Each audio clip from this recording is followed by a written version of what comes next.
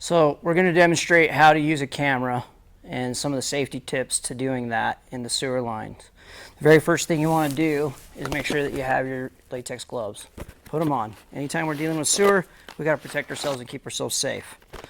A very wise tip to do is ask the homeowner if they have acids or any type of chemicals down the drain. You need to know that, because if they do, you don't want to be putting our equipment down in there and ruin our equipment. If they do have it in there, try to get a pump and pump it out as much as you can. What we're going to do is we're going to first thing put on our gloves. You're going to have to bend down here. You're going to pull out the head of the camera. Very first thing. Now sometimes we'll take this stabilizer. This puts it in the center of the pipe. Sometimes we'll take that off. By doing that, you just put a flathead screwdriver in here, twist it, and that head will slip back off. The smallest drain that this head can go into is a 2-inch drain with no bends. This normally is used in 3-inch and 4-inch drains, sometimes 6 depending on what we're doing. The next thing you're going to do is take the monitor, open it up,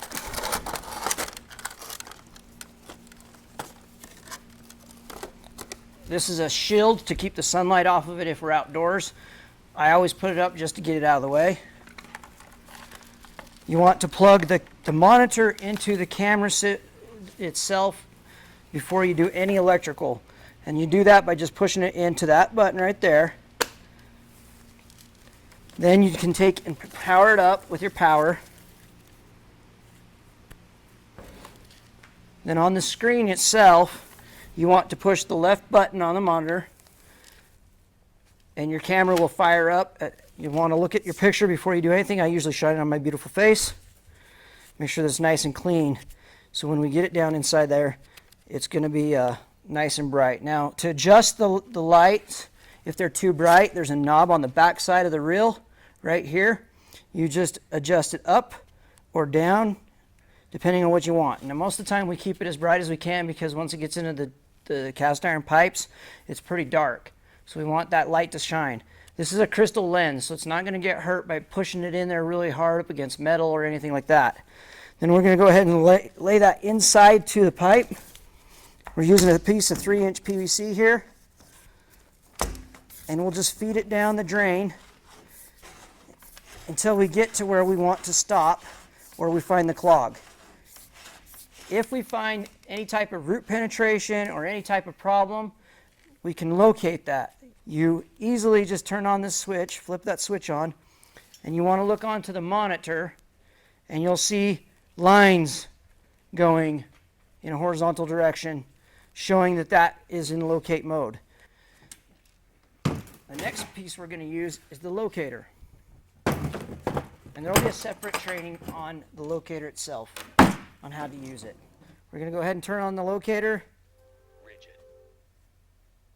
It should be set to 512 hertz on the screen. And then you're going to just locate, and you're going to be basing on the sound. And the numbers got to be super high. And once those numbers are high, you've found where it's at. Now, once you've found where that's at inside the pipe, make sure that you know that that's going to be about a foot away from the actual head. This is the sonde, so you'll be about a foot away from the actual problem. Mark it, find your footage, spray paint it in green or orange, showing that that's where that mark's at. After you finish locating everything and you found where the problem's at, you do everything in reverse. You pull the cable out, or the main camera line out, put it inside the camera reel, tuck it inside so it won't come back out. Go ahead and turn off your monitor.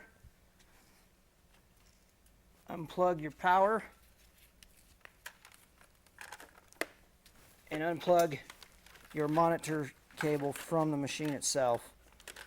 Make sure you try to keep everything clean. If you got sewage on your reel, make sure you take it back to the shop and wash it off. Try to keep the equipment as clean as we possibly can.